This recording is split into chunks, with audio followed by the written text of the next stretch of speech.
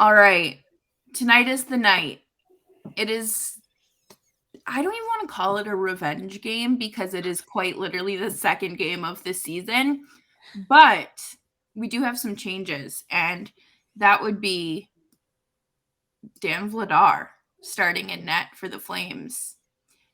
What does that mean to you, Brett?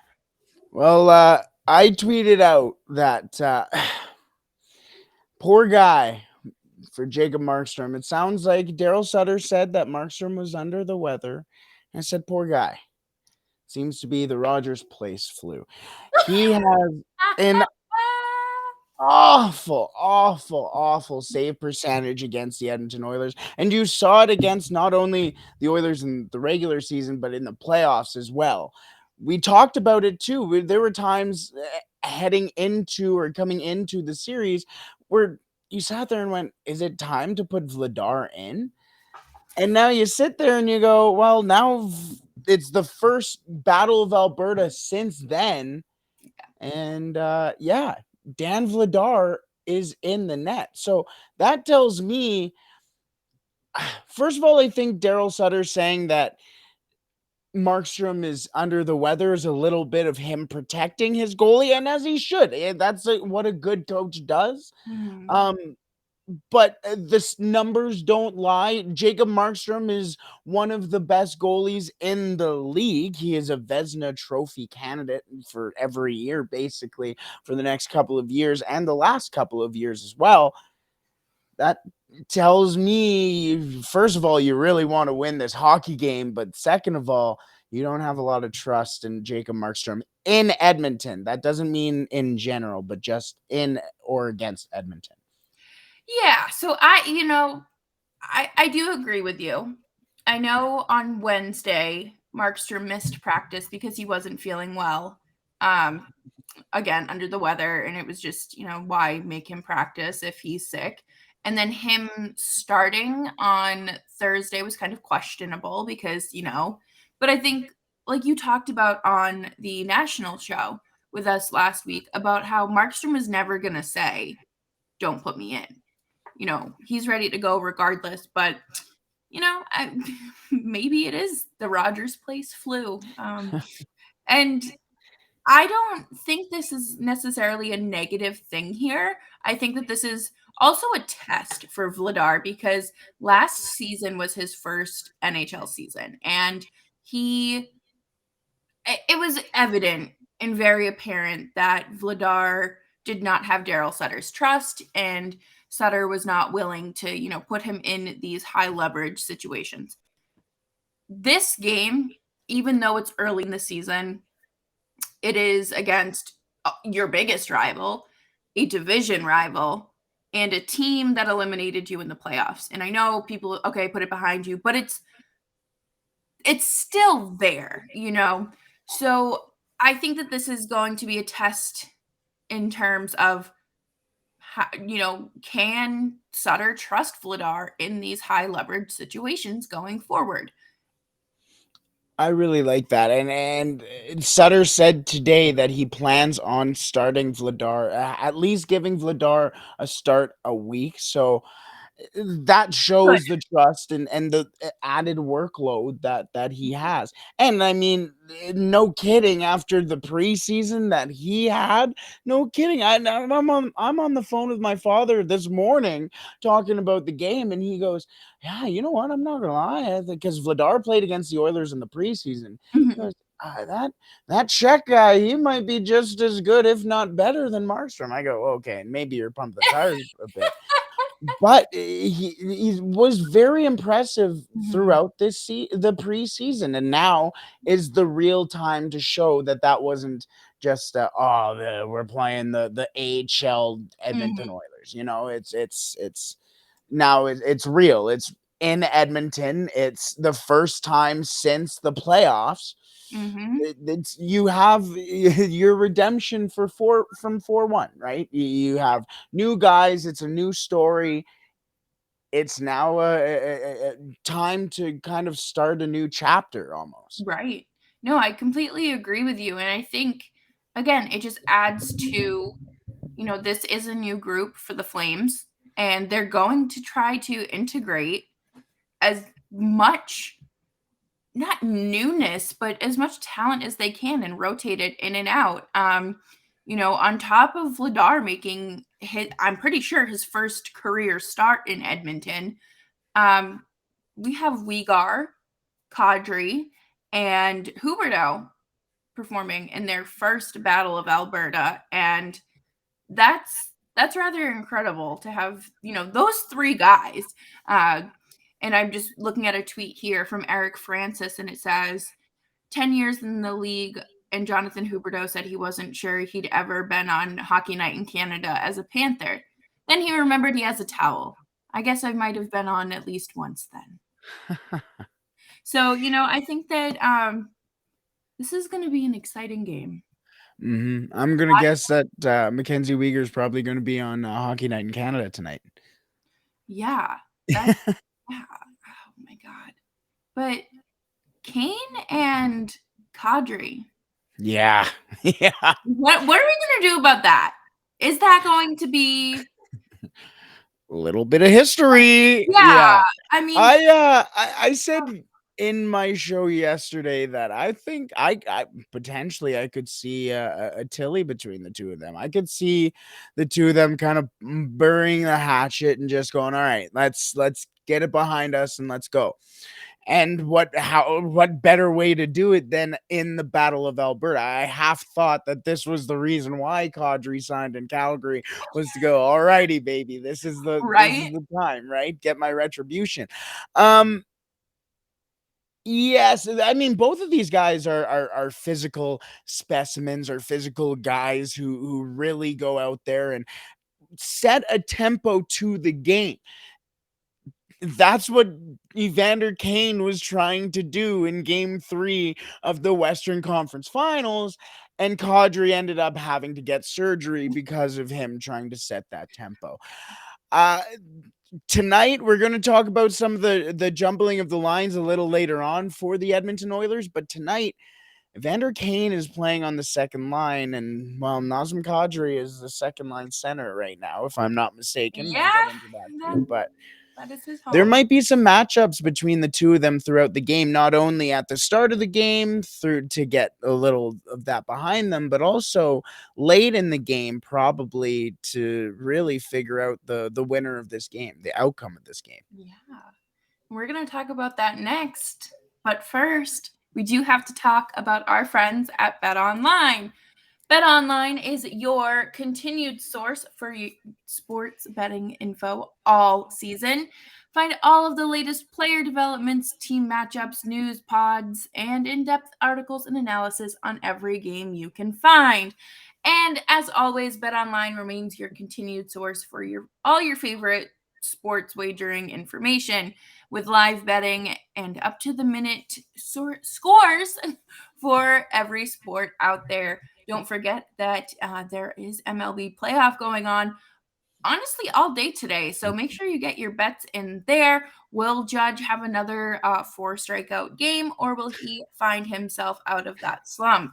Head on over to betonline.net or use your mobile device to learn more. BetOnline, where the game starts. I'm not happy about those playoffs. No? I'm a Dodgers fan. Oh. Yeah. Who are the Dodgers? Wait, no, they're playing the Padres. Now they're down 2-1. All I hear is the beat LA. Oh, that is the worst chant in sports. The worst chant in sports. It is. And that's coming from someone who grew up in the Celtics Lakers rivalry era. Yeah, there you go. It's a lame chant. Yeah, and now is it the Ducks who do it now for or is it Vegas? Yeah, there you go, for the LA Kings. So it spreads out everywhere, but that just proves that there is a real rivalry there as I drop your guys' lines. So that shows how much I care about that. There's the rivalry there. Beat Calgary. Anyways, but yeah, there are new players. We just kind of mentioned or went over one of them really in this last segment, but there are a lot of new players in this Battle of Alberta, an introduction to the rivalry. Yes. I don't know. Everyone keeps saying that Edmonton broke the Flames, and honestly, if that's the case, thank you very much, because I honestly think that this team is so much better than last year. Yes, my heart misses my favorite Italian little Johnny Gaudreau, but that's okay because Jonathan Huberdeau is, you know, Your favorite really, Frenchman, yeah, like, Quebecois. yeah, 20 minutes north of me. So, you know, it's just what a time. What a time. I think that I don't know. I'm grateful for the off season that the Flames had, and it's exciting to get the first Battle of Alberta going Yeah. this early. Cuz again, Here's my thing, and nothing I mentioned that as the Florida Panthers are currently beating the Buffalo Sabres right now, a goal from Matthew Tkachuk, or yeah, I think he scored a goal. Yes, he did score a goal.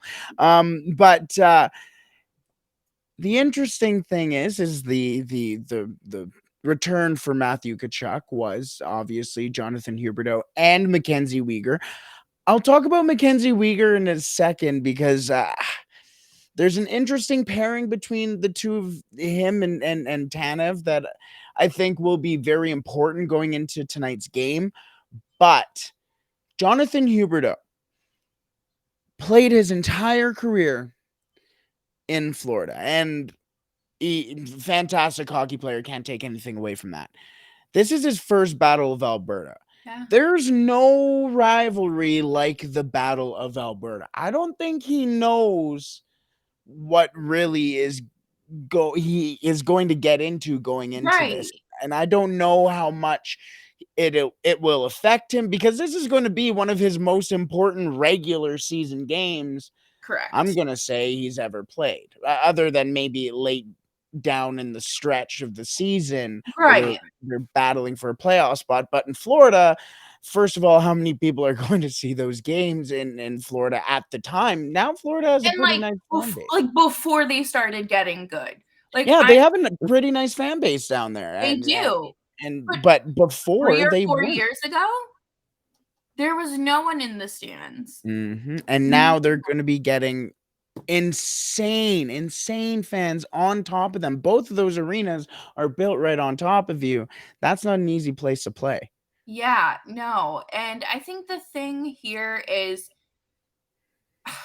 he like, there's no rivalry in Florida, and he hasn't experienced that. Like, sure, maybe growing up as a Canadians fan, you see, like, obviously, all the Canadian teams, but also, like, sorry to keep talking about the Bruins, but, like, the Bruins and, other Atlantic Division teams, but I don't think he has a true taste of what the rivalry is. And on top of that too, you yes, you have Sidney Crosby, you have Alex Ovechkin, you have Steven Stamkos. You don't have Connor McDavid, and you don't have Leon Draisaitl, and you don't play them as often as you do in Florida, as you do in Calgary, but you also don't get to play Connor McDavid and Leon Draisaitl that often together in Florida as well. Now, in a very important game, you're going to be facing them a lot. Yes, you don't want to really talk about two offensive forwards going against each other, but this is still what the matchup will be. It's going to Right. be almost Huberdeau and Kadri versus McDavid and Draisaitl. So that will kind of be some of the headlines in the game. And if any of those four players aren't playing up to those standards, then people are going to take notice. And maybe that is the player out of the four of them to watch out for in that case. Yeah, you raise a really good point, and to be on a primetime stage like this so early on in your tenure in in Calgary, it's your second game, Mhm. and I'm very interested to see how these matchups go. I think that obviously McDavid is, the Oilers are a stronger team in that sense of, ability to skate and offense, but I'm curious to see if the Flames have learned anything and have been working on how to, you know, utilize their two-way defensive forwards in terms of shutting down, you know, more crucial lines. 100%. The Mangiapanis, the third line in general, right? Like, Yep. yeah, 100%. I was hearing a lot of chatter, and I want to get to the because you mentioned matchups in a second. I want to talk about that, but I've heard a lot of people talk about just the third line, and a lot of people weren't a big fan of Trevor Lewis's game last game. No. What's going on in the bottom six? I don't know why Trevor Lewis is still a Calgary Flame. Wow. He No, like honestly, he should have been waived last year. I don't see him being really any sort of asset or addition, positive addition anyways to this team. He took a lot of penalties in the playoffs and it cost the team power play goal after power play goal. And it was I don't know. I feel like he, obviously is a former LA King and has that Sutter connection, but Milan Lucic provides more um, than Trevor Lewis, and I don't think that Trevor Lewis has the ability to hold to compare to like he doesn't fit in Yeah. this bottom six at all. Is basically what Right. I'm trying to say. I don't know. Interesting. And I mean, you mentioned he's playing over Milan Lucic, obviously, basically that fourth line as well. No, Ruzicka is a defenseman, is he not? No, So he's I'm. a center. Oh, is he a center? Well, there you go. So there you go. He's taking minutes away from guys that people have said may get NHL time. But either way, that's the third line. I wanted to mention a matchup from the first pairing of your defensemen, and that is as of according to Pat Steinberg, as I found out, he does put out the lines. Mackenzie Weegar and Chris Tanev. Now, Chris Tanev was the guy that the Flames had to get back into the series against the Oilers last year. He's the shutdown guy against Connor McDavid, and when he was back in the lineup, he wasn't 100%. Now he's supposed to be 100% at the start of the season. He has a new D partner in Mackenzie Weegar, excuse me, and in the same boat as Jonathan Huberdeau.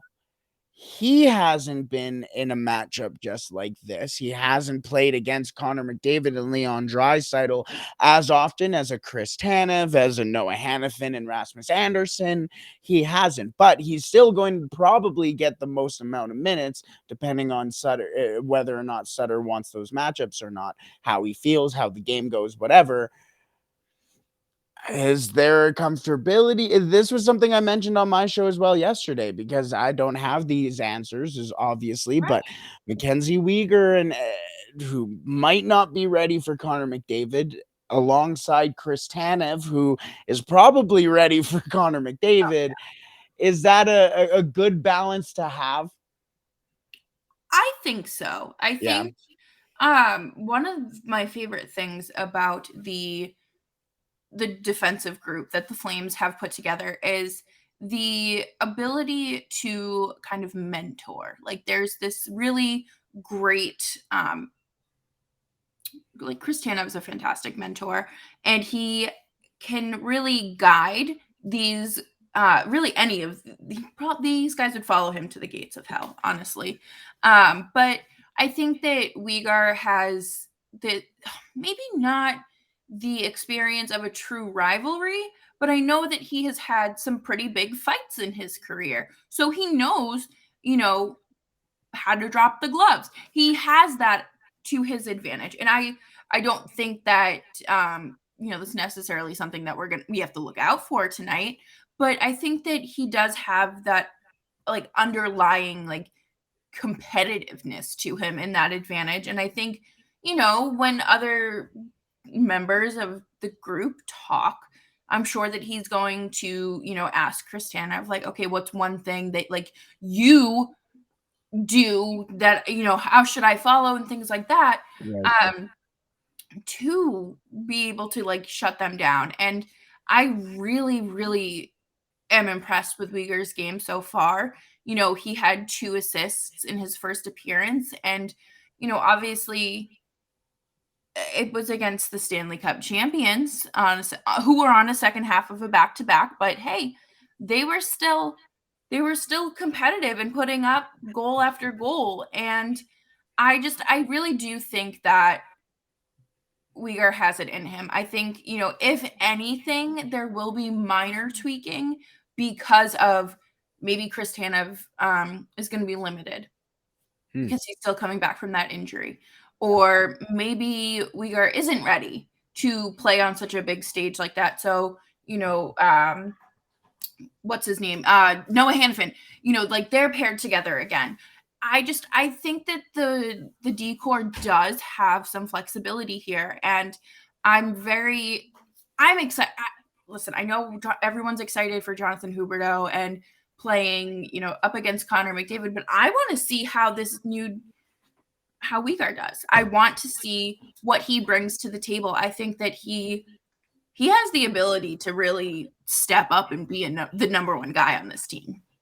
Completely. You mentioned flexibility, Jess, and we've talked a lot about the Flames so far, not so much about the Oilers. And speaking of the Oilers, they've got some flexibility. Yeah. They're showing their flexibility when it comes to their forward depth. A lot of change coming from the Edmonton Oilers forward core and the lines heading into tonight's game against the Calgary Flames.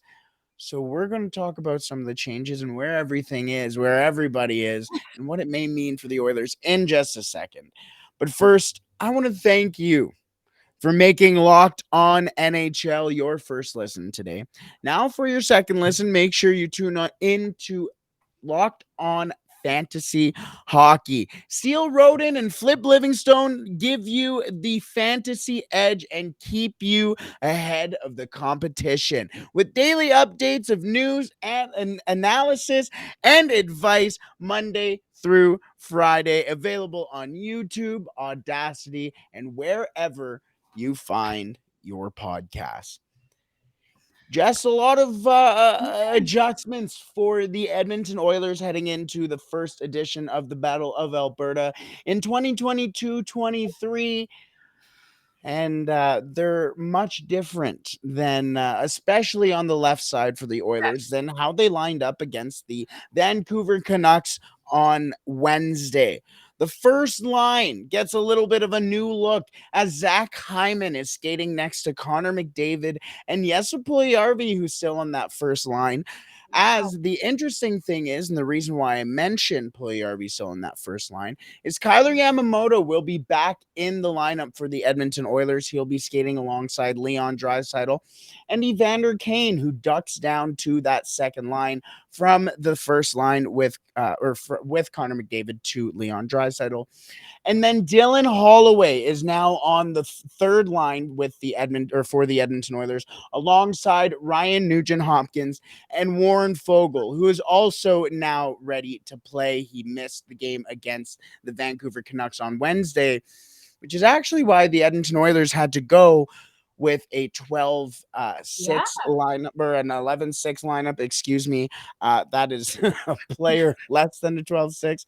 But now the Edmonton Oilers do have a full lineup tonight heading into the game. A lot of changes. The back line stays the same, but a lot of changes all over the place, especially on that left side. Jess, is this? I know I'm the Oilers side, but Yeah. this does give you a little bit of a new look. Now, we mentioned already Kane and Kadri being on that second line together. The Edmonton Oilers, Zach Hyman, more specifically, scored a goal in every single game in that series last year. Yeah, he did. And now he's on that first line. You Is know, there something going on here?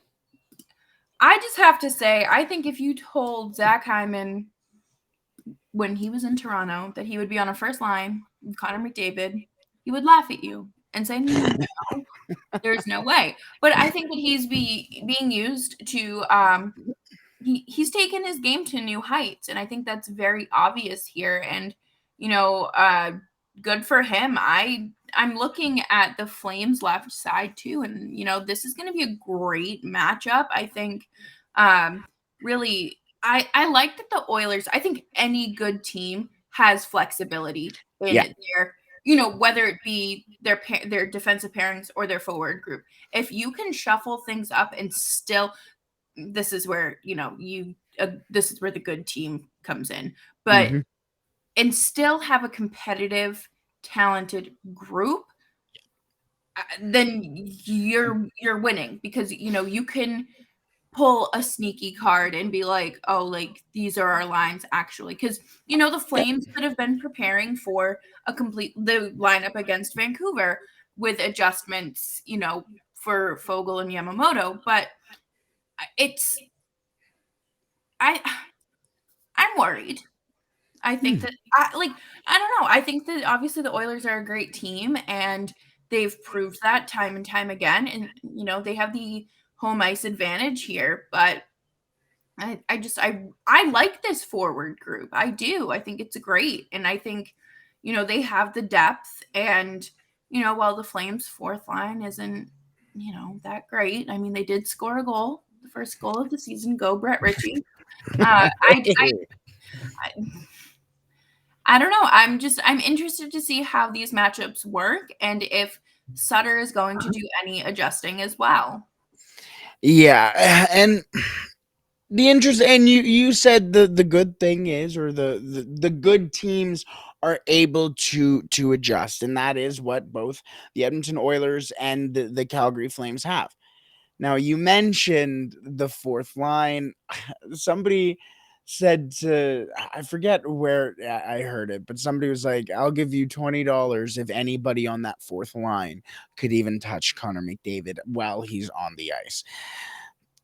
Fair enough. That is potentially one of the slowest lines in hockey. But it does a job, right? That's they're not there to go out there and get pucks deep and really finesse it up. They're there to do a job.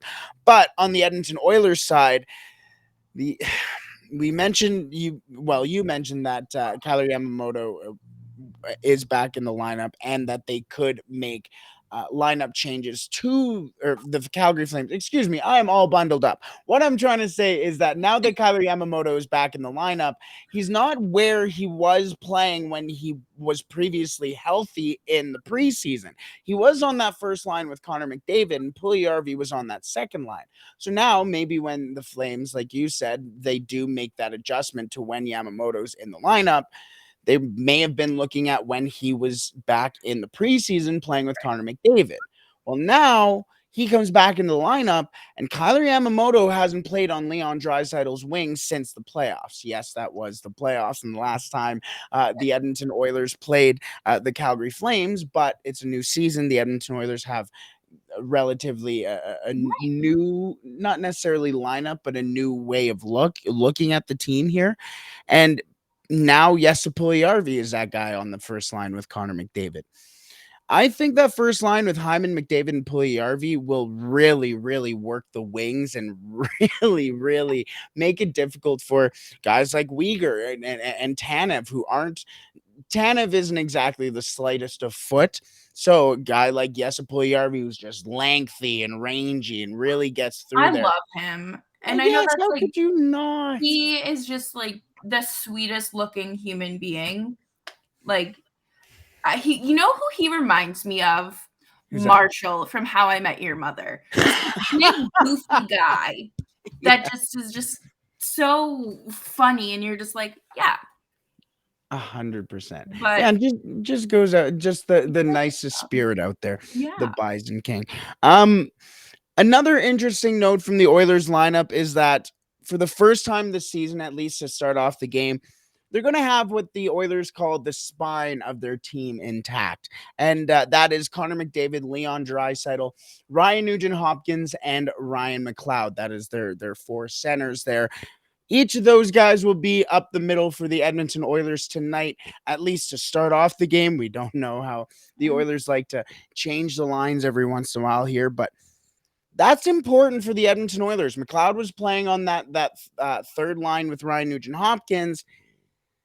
The Edmonton Oilers didn't have a lot of success up front from the bottom six, more specifically against Vancouver. They were short. Dylan Holloway played the third least amount of minutes amongst all of the forwards. The only two other players playing less than him were Brad Malone and Devon Shore. Now you have a full lineup, but you also are able to have full stability on those four lines. Now, I mentioned Devon Shore, and I just want to wrap this up with Devon Shore was recalled by the Edmonton Oilers yesterday, and the Oilers sent down Philip Broberg. Today, the Oilers sent down Devon Shore and recalled Philip Broberg. I love paper transactions. I love them because they, like, especially when you're just flip-flopping players, like, what I don't know, sometimes these things just have to happen because the league makes no sense in terms of anything. But what? And I don't even think Broberg's playing. Like, if he was playing and they dropped Malone and had the Oilers run 11-7, then that would make sense. But Broberg didn't skate yesterday, obviously, because technically he's a Bakersfield Condor. Right. Technically. But now, not so much. But we'll see. Or, excuse me, it was the other way around. Broberg was called up and Shore was sent down. Shore now was called up and Broberg was sent down. So that's the other way. See, the paper transactions are already flipping me around. Like, right. And we're 2 games into this very long. 2 games into the season, Jess. I'm freaking out here. And you know what? I will say it is a Saturday episode. Yeah. So we're just like, I don't know. Even I'm like, what are the Flames doing? Lose our minds here. It's not cool. But yes, tonight, the first installment of the Battle of Alberta in the 2022-2023 season. We get Jack Campbell as well. We didn't even talk about Jack Campbell. That's okay. Oh, yes. We'll talk about soup another time. I'm more of a stew guy anyways. Now, that was a cheap joke. Jack Campbell gets his start against Dan Vladar, who is also getting the surprise start for the Calgary Flames. 8 o'clock Mountain Time puck drop hockey night in Canada for the Battle of Alberta. What's better? Jess, where can they find you? Yes, so you can find me on Twitter at Jess Belmosto. And of course, you can follow the show on Twitter at LO_FlamesPod. And you can find me or Locked On Flames wherever you're listening to Locked On Oilers. And Brett, where can my lovely listeners find you?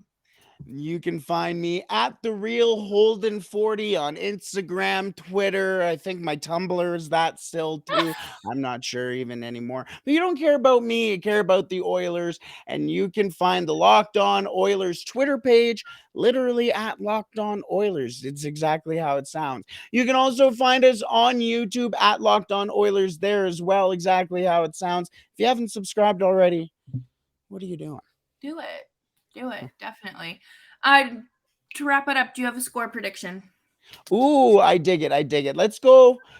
Oh, man. Mike Smith's not in net, eh?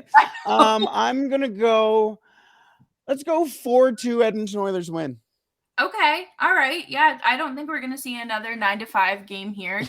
I'll say it's going to be 4-3. I think it's going to be Oilers. I do.